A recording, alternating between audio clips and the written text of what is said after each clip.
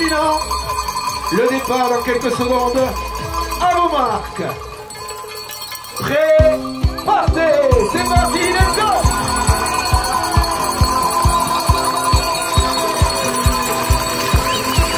Voilà, quelle ambiance. Allez, le public plus fort, faites résonner les cloches. Bonjour, je suis Émilie Soulaire, je suis une enfant du pays, j'ai grandi ici. La montagne, c'est ma passion, comme pas mal d'entre nous ici. Moi, je suis présidente depuis cette année, j'étais coprésidente l'année dernière. Je suis dans le club depuis une dizaine d'années bénévole. Je suis restée pendant 10 ans au poste départ-arrivée.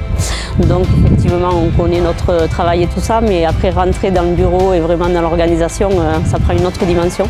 L'Altitoy, c'est une course sur 2 jours en binôme.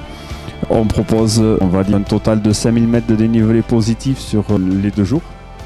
Moi, mon rôle sur l'événement, c'est, on va dire, un petit peu d'orchestrer la partie technique extérieure avec tout ce qui gravite autour, le système de chronométrage, les parcours, l'adaptation des parcours, avec les chefs traceurs qu'on a, avec les contrôleurs, le chronométrage, les ravitaillements. On va dire d'essayer de mettre en place et d'organiser l'ensemble pour que tout fonctionne correctement.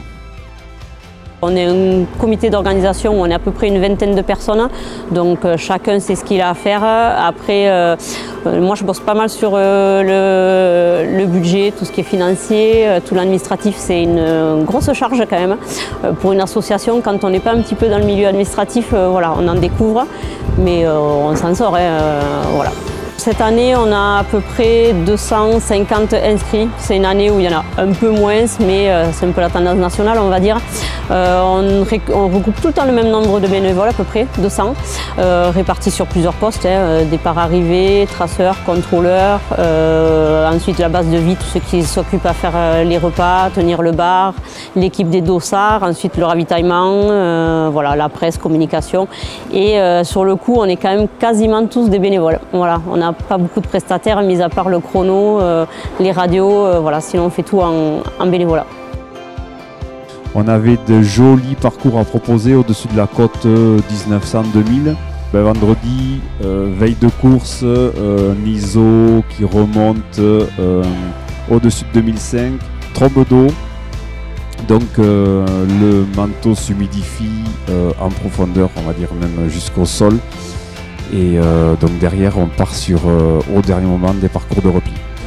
Allez, c'est bon, on est prêt, on est à l'heure. Hier, ça s'est super bien passé, c'était cool.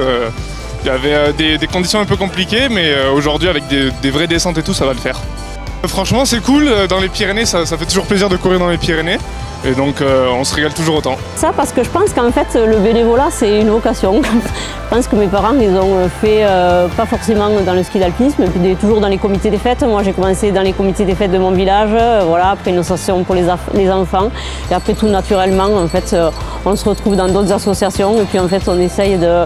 Et en fait, quand il n'y a plus personne qui a voulu prendre le relais, je me suis dit, pourquoi pas?